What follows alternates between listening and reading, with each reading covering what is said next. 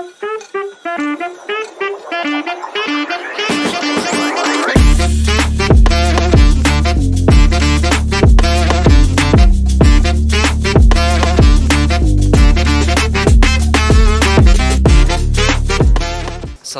warahmatullahi wabarakatuh. Bismillah, alhamdulillah, salatu wassalamu ala rasulillah Sayyidina wa maulana Muhammadin abdillah, la khawla wa la quwata illa billah, amma ba'd. Selamat sore kaum muslim, para pendengar setia Radio Dais dan juga pemirsa MAJT TV dimanapun anda berada. Segala puji milik Allah subhanahu wa ta'ala, salawat dan salam kita curahkan ke junjungan besar kita Nabi Agung Muhammad sallallahu alaihi wasallam yang kita nantikan syafaatnya kelak di hari yaumul qiyamah. Baik para pendengar dan juga pemirsa dimanapun anda berada, pada kesempatan sore hari ini sudah hadir di tengah-tengah kita dalam kajian sore bersama Kiai Haji Khairul Amin Sarjana Agama Al-Hafiz. Assalamualaikum Kiai. Waalaikumsalam warahmatullahi wabarakatuh. Kabarnya baik ya? Alhamdulillah, kabar baik, sehat. Alhamdulillah. Dan di kesempatan sore hari ini akan membahas tentang 7 golongan penghuni surga dalam kitab Wasiatul Mustafa Kiai. Moga silakan bisa dipaparkan. Assalamualaikum warahmatullahi wabarakatuh. Waalaikumsalam warahmatullahi wabarakatuh. Bismillah, alhamdulillah, wassalatu wassalamu ala rasulillah Sayyidina wa maulana Muhammad ibn Abdillah wa ala alihi wa sahbihi wa mawalah wa la hawla wa la quwata illa billah, amma ba'd. Kaum muslimin muslimat yang dimuliakan oleh Allah, terutama para pecinta Radio Dais dan MAJT TV, juga Radio Gaul dan dulur-dulur dari grup apa mas namanya? Grup Ya, Modis ya, Monitor Dais dan semuanya mungkin yang ada dalam perjalanan, kita doakan semoga diberikan kelancaran dalam aktivitasnya, yang masih lembur di kantor, di pabrik dan dimanapun saja diberikan keberkahan oleh Allah dalam usahanya, dan yang sudah berada di rumah santai-santai mungkin sambil bersih-bersih semoga diberikan oleh Allah Subhanahu wa taala keluarga sakinah mawaddah warahmah fid dini wad dunya wal akhirah, amin ya rabbal alamin. Amin. Hari ini kita akan menyampaikan beberapa hal tentang 7 golongan penghuni surga. Ada beberapa golongan yang memang dikategorikan sebagai penghuni surga yang ada spesifikasinya, gitu ya. Di dalam kitab Wasiatul Mustafa diterangkan, ya aliyu sab'atun min ummati fil jannati syabun taibun wa man tasaddaqa sirran wa man yuaddi sholatad duha wa man kana dhahabu malihi ahwanu alaih min fawati sholatin wahidatin ma'al imam wa man dama'at ainahu min khasyatillah wa man zakhamal ulama fi majalisihim. Wahai Ali, kata Rasulullah, golongan dari umatku yang kelak masuk surga yaitu 1, pemuda yang bertaubat. Kemudian orang yang bersedekah secara diam-diam. Kemudian yang ketiga adalah orang yang melaksanakan sholat duha. Kemudian orang yang lebih rela kehilangan harta daripada ketinggalan sholat berjamaah 1 kali. Dan orang yang mengalirkan air matanya karena rasa takut kepada Allah. Dan yang terakhir adalah orang yang duduk bersama dengan ulama. Ini tentunya kita muhasabah, introspeksi. Lebih-lebih ini kita sudah berada di penghujung di tahun 2024. Tentunya kita harus mentelaah ya apa yang sudah kita kerjakan, kita amalkan, sehingga kita pantaskah menjadi salah satu dari penghuni surga yang disampaikan oleh Rasulullah dalam kitab Wasiatul Mustafa ini. Yang pertama yang menjadi penghuni surga di kalangan umatku, kata Rasulullah, adalah syabun taibun, yaitu seorang pemuda yang bertaubat. Nah, ini ada seorang pemuda yang darahnya masih mengalir dengan panas, dengan deras, semangat kepemudaannya, dan mungkin agak sedikit ada nakal-nakalnya gitu ya. Tapi dia mau bertobat kepada Allah, maka ini menjadi prioritas bagi Rasulullah SAW, bahwa beliau menyampaikan orang yang bertobat saat muda maka dia memang layak untuk masuk ke dalam surganya Allah Subhanahu wa taala. Kenapa demikian? Rasulullah memberikan spesifikasi pemuda, karena pemuda itu rata-rata kan suruh taubat itu kayak eman-eman gitu loh. Nunggu ya. Iya, nunggu. Jadi kalau dia mau tobat itu seakan-akan wah nanti saya nggak bebas lagi, wah saya nggak bisa kumpul tongkrong lagi, Iya. saya nggak bisa uraan lagi. Karena seakan-akan pemuda ini ketika ngomong yang nggak genah itu kayak puas gitu. Ya, jadi ngomong yang kira-kira itu kayak nun sewu nggih, ngomong saru Iya. atau kalimat-kalimat yang populer di masyarakat itu adalah hal-hal yang tabu. Artinya kalau orang mendengar itu hi sarui gitu misalnya, hi elek jorok.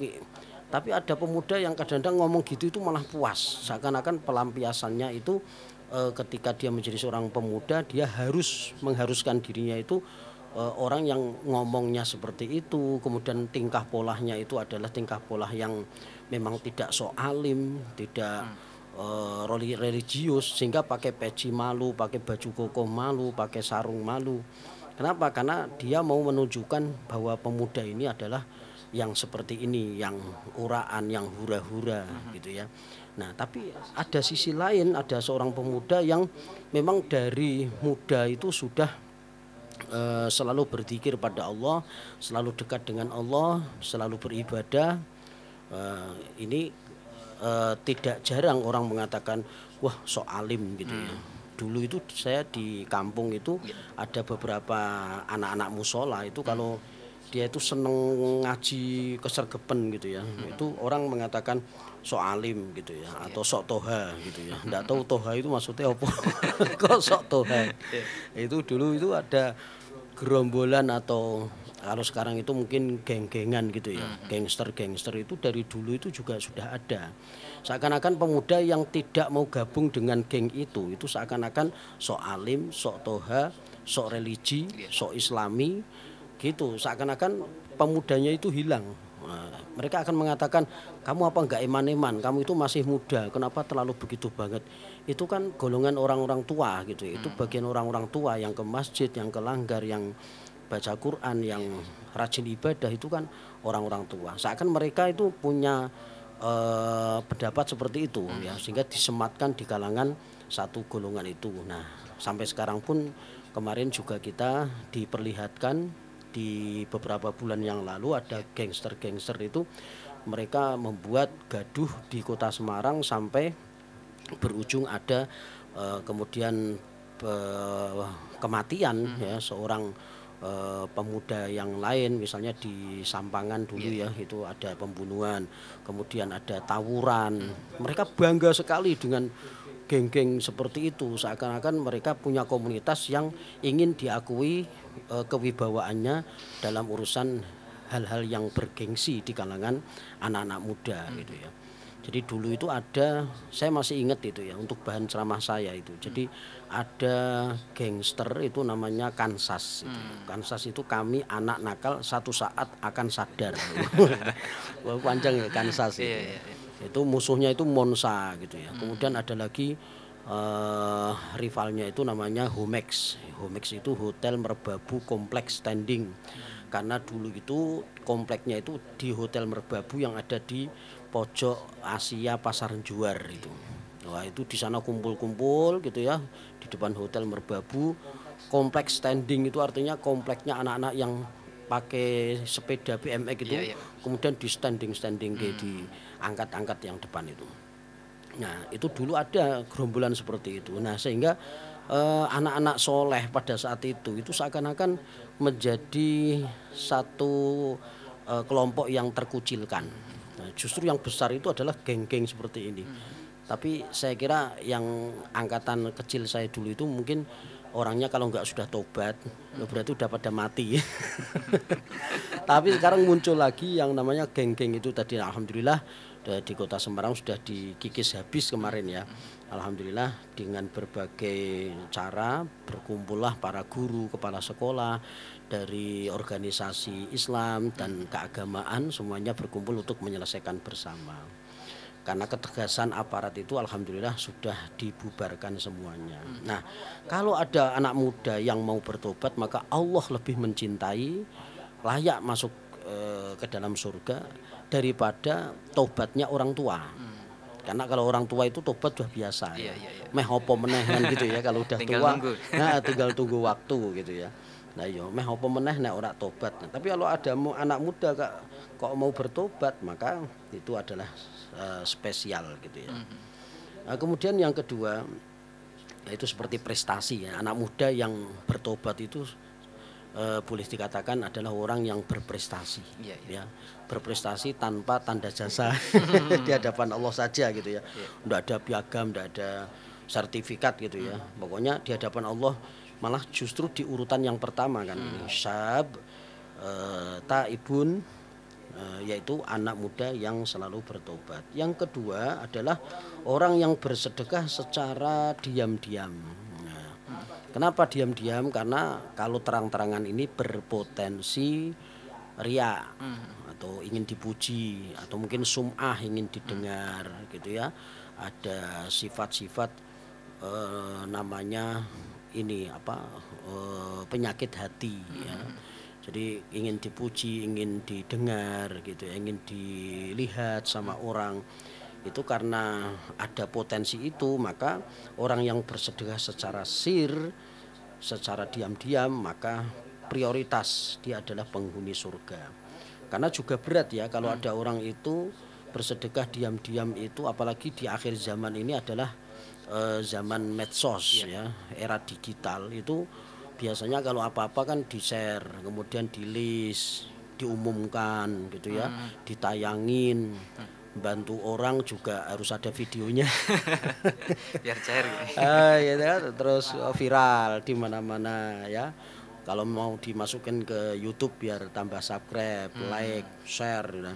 Dan masih banyak lagi dengan tujuan-tujuan mengangkat eksistensi dirinya atau citranya, maka banyak orang yang mengatakan wah itu pencitraan, ya boleh jadi benar, boleh jadi kembali kepada niatnya masing-masing. Tapi karena di era digital seperti ini memang seperti itu tidak bisa dihindari, sehingga semua kembali kepada niat kita masing-masing secara pribadi. Kita nggak tahu ya, pokoknya hari ini adalah hari di mana kita harus pandai-pandai menata hati kita, karena semua apa yang ada di dunia ini, di muka bumi di akhir zaman ini, semua terakses dengan namanya media sosial. Jadi harus lebih hati-hati dalam menjaga hati dan niat kita. Kemudian selanjutnya yang ketiga adalah orang yang melaksanakan sholat duha. Nah, ini juga tidak semuanya bisa, karena mungkin ada orang berangkat bekerja dengan durasi waktu yang memang tertentu, harus berangkat pagi misalnya. Tidak ada kesempatan untuk sholat duha misalnya. Maka diganti dengan sholat qiyamul lail misalnya. Atau mungkin diganti dengan sholat qobliyah ba'diyahnya.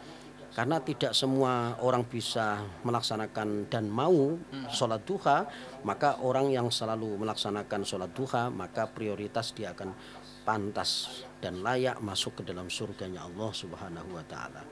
Kemudian orang yang lebih rela kehilangan harta daripada kehilangan sholat berjamaah satu kali. Ini juga, wah ini tidak semua orang bisa. Karena satu, dia menganggap bahwa, dan memang iya bahwa jamaah ini kan adalah sesuatu yang tidak wajib, ibadah yang memang kalau dilaksanakan itu 27 derajat lebih baik daripada sholat sendiri. Ya, sholatul jamaah afdhalu min sholatil fardhi bisab'in wa isrina darajah. Ya, dibanding dengan sholat munfarid sendiri, maka berjamaah ini pahalanya 27 kali lipat gitu ya. Lebih-lebih kalau dilaksanakan di Masjidil Haram dan Masjid Nabawi.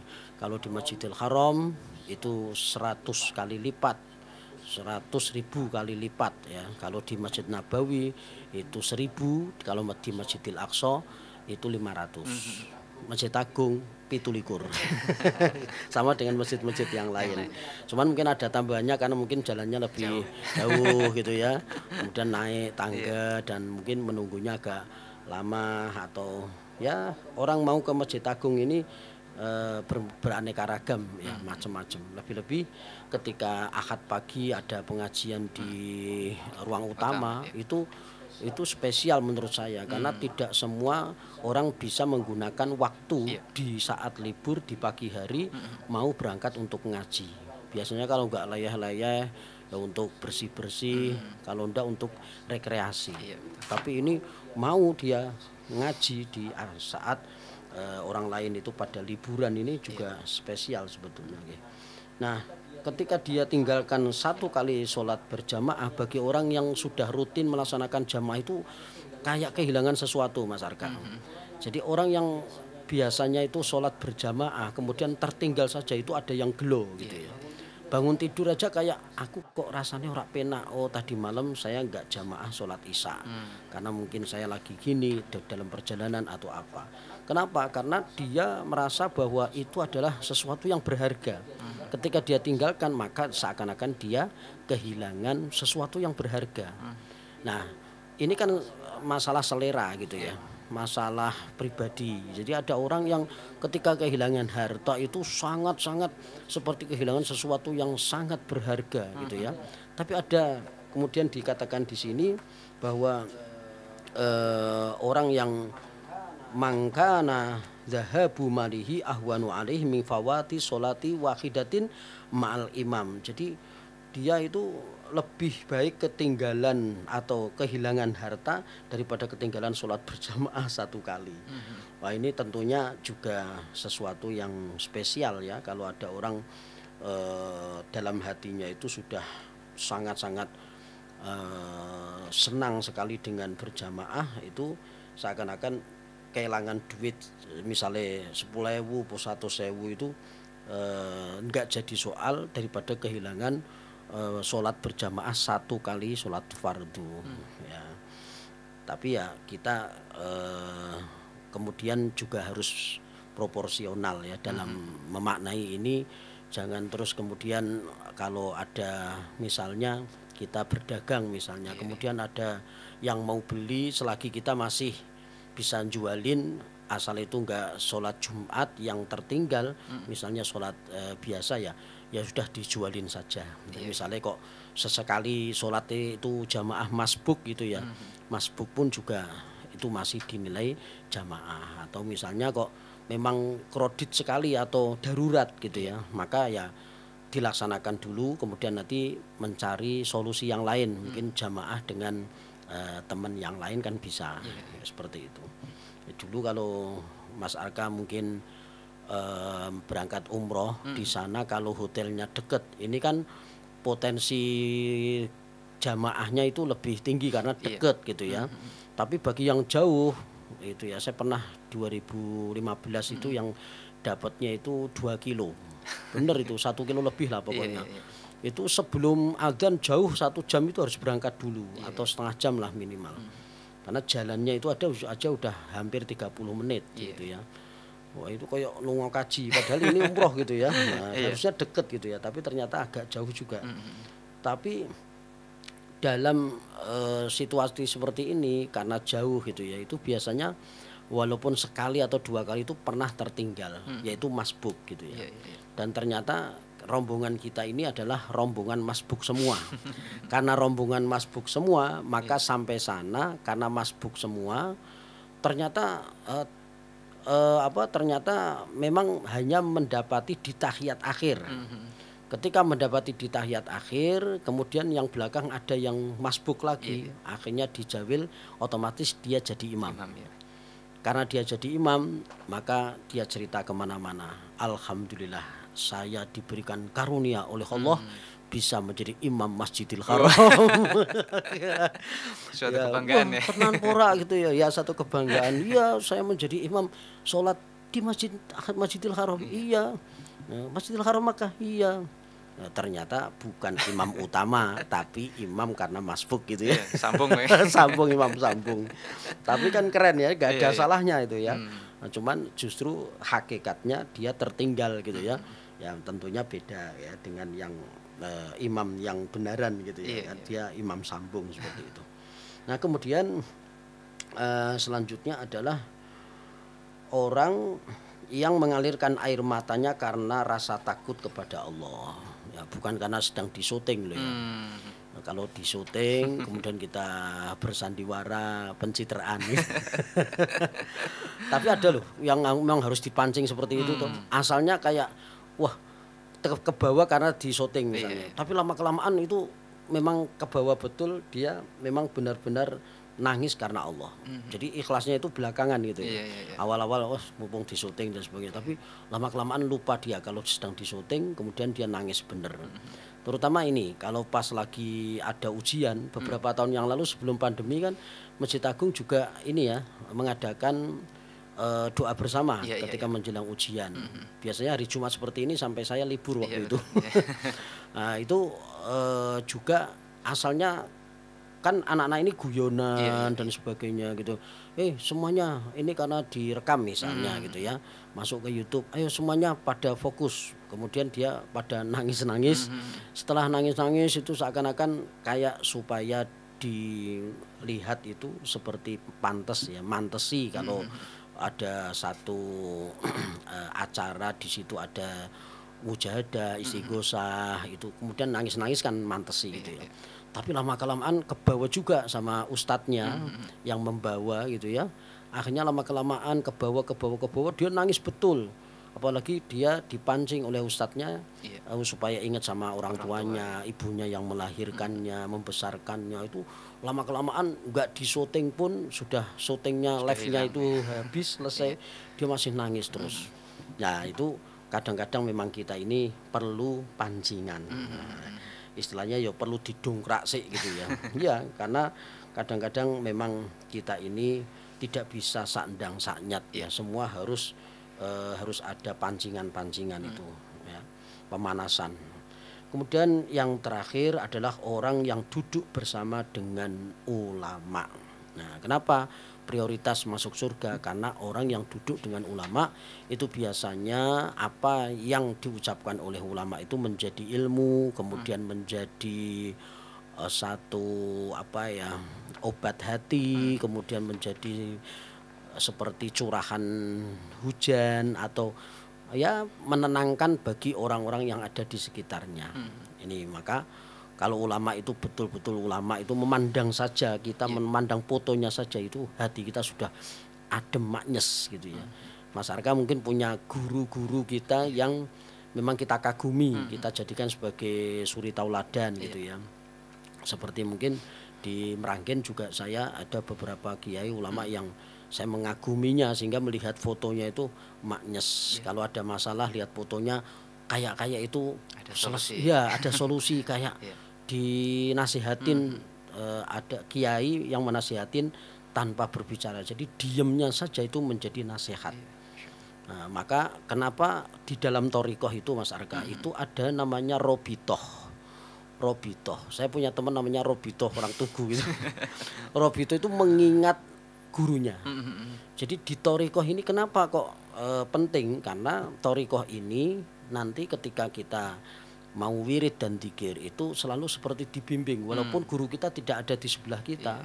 Tapi ketika kita wirid dan dikir itu seakan-akan dituntun. Maka ada robitoh. Robitoh itu mengingat dalam pikiran kita guru kita yang menuntun kita.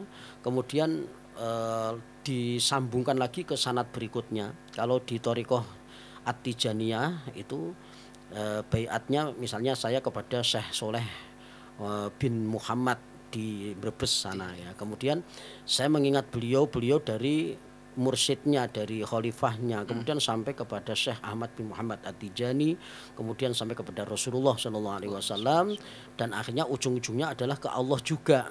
Sehingga akhirnya ketika wiridan atau berzikir itu seakan-akan di ujungnya itu ada yang menuntunnya tak cedake mbek Gusti Allah nyoh. Nah, seakan-akan ada perasaan seperti itu. Nah, inilah orang yang sudah bisa merasakan nikmat dan lezatnya bertorikoh itu ketika dia sudah baiat.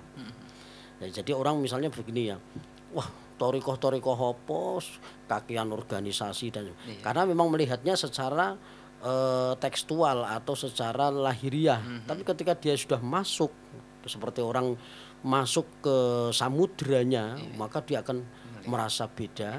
Karena ketika wirid dikir itu ada rasanya. Karena seperti dibimbing di seakan-akan wah aku nek rak nglakoni iki ketok engko diseneni karo guruku. Tapi kalau tidak baiat itu biasanya halah ora wajib kok.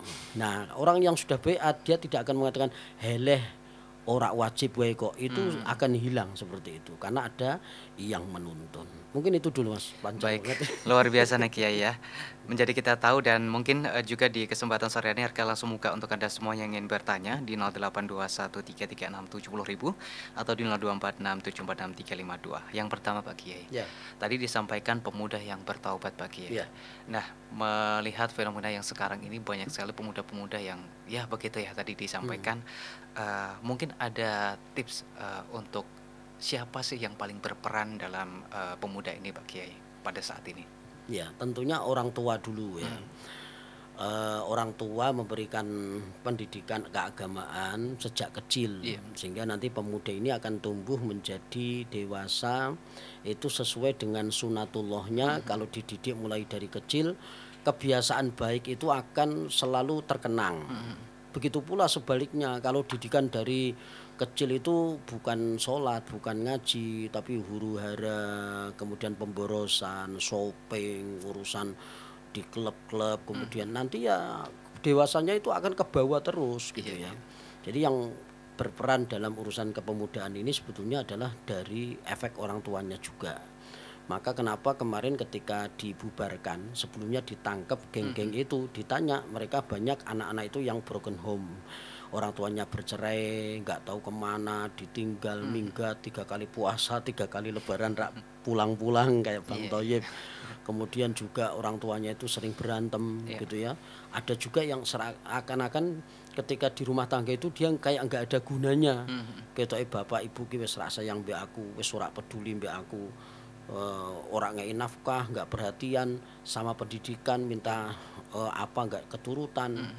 Dia akhirnya melampiaskan Iya. itu, dia kumpul dengan gangster-gangster itu tadi. Jadi dari orang tua itu punya tanggung jawab besar kepada anak-anaknya, ayyuhassina ismahu idza walada, itu memberikan nama yang baik, kemudian wa ayyu allimahul kitaba idza aqala, ketika akil balik dia dididik dengan keagamaan atau membaca Al-Qur'an. Kemudian yang ketiga adalah wa ayyu zawwijahu idza adroka.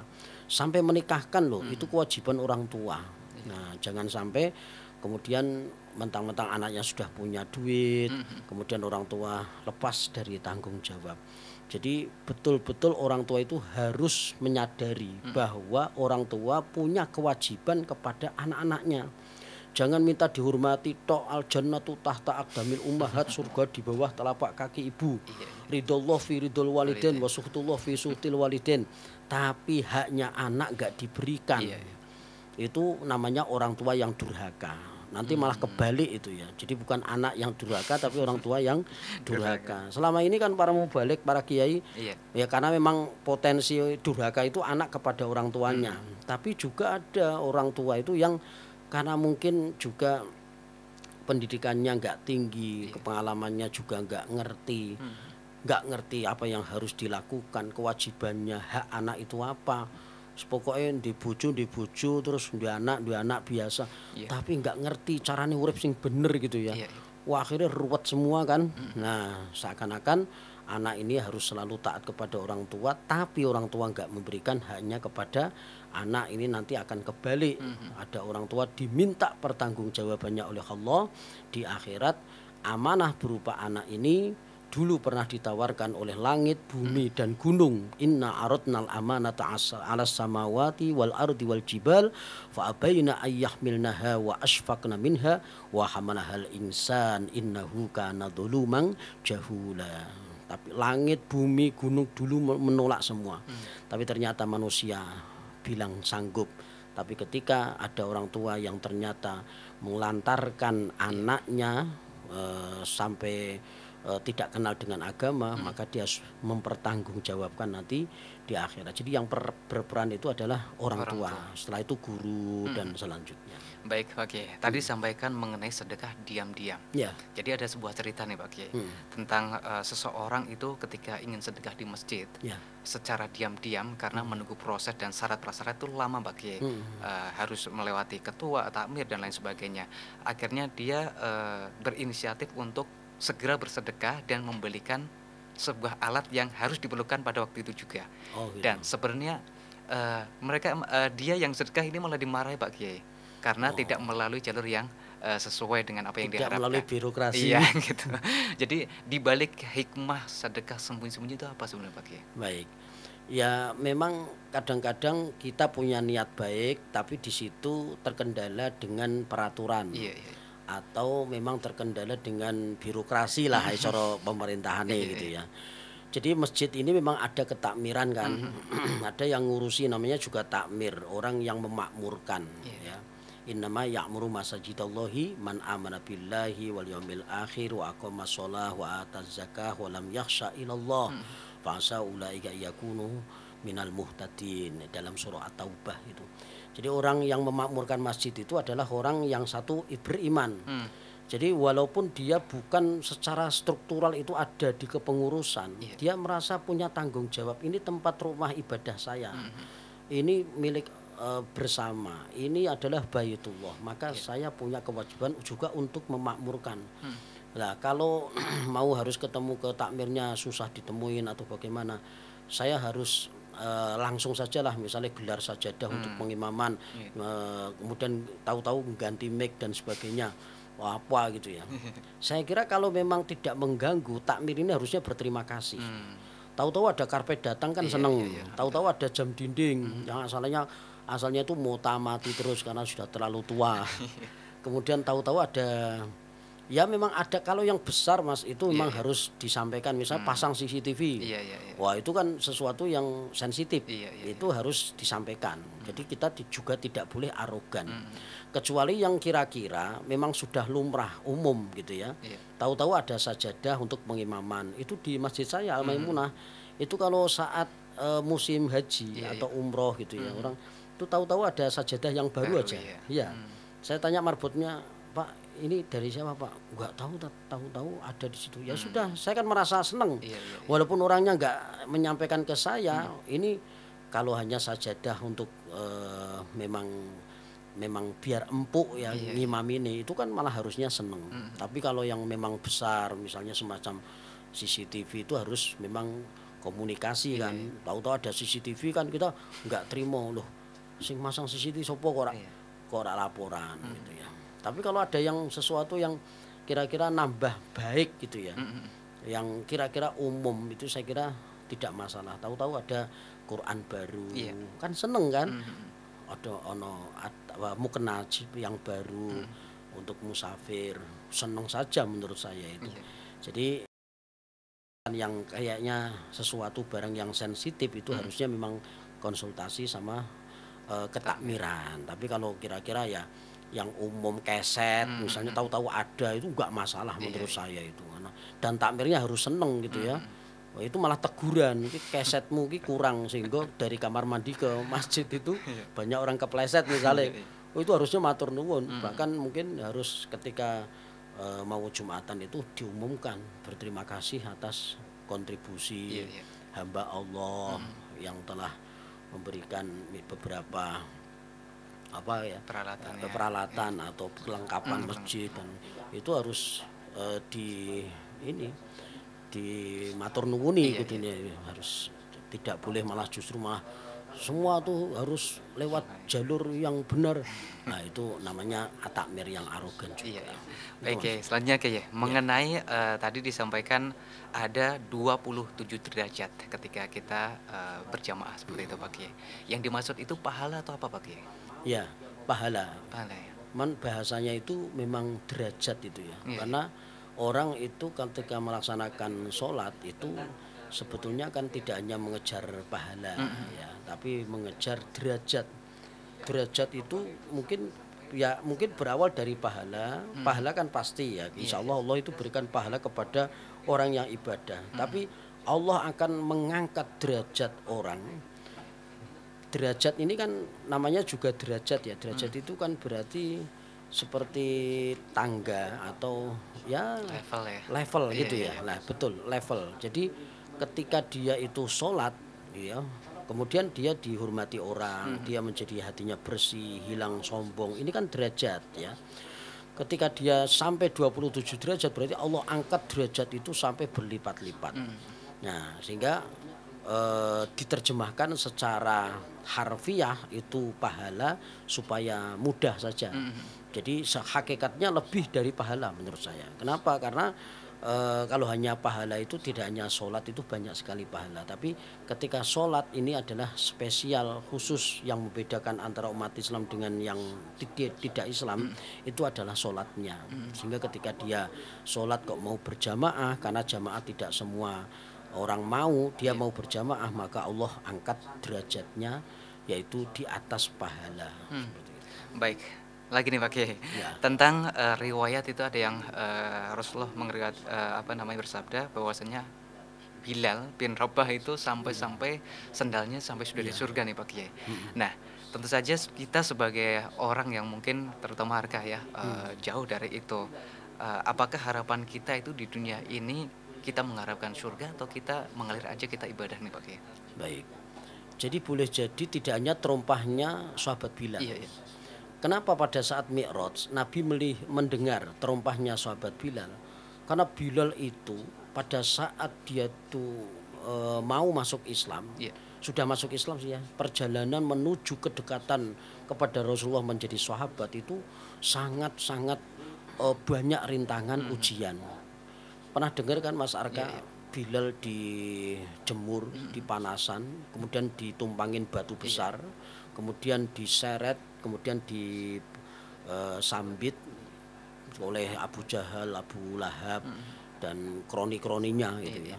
Itu kan memang sangat-sangat dahsyat ya kalau cerita seperti itu.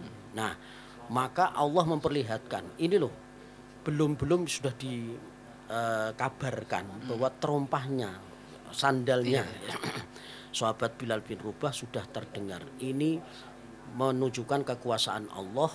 Ini nanti kalau kamu mengikuti sahabat Bilal, kamu akan seperti Bilal bin Rabah yang sebetulnya tidak hanya Bilal bin Rabah yang terompahnya sudah terdengar di sana.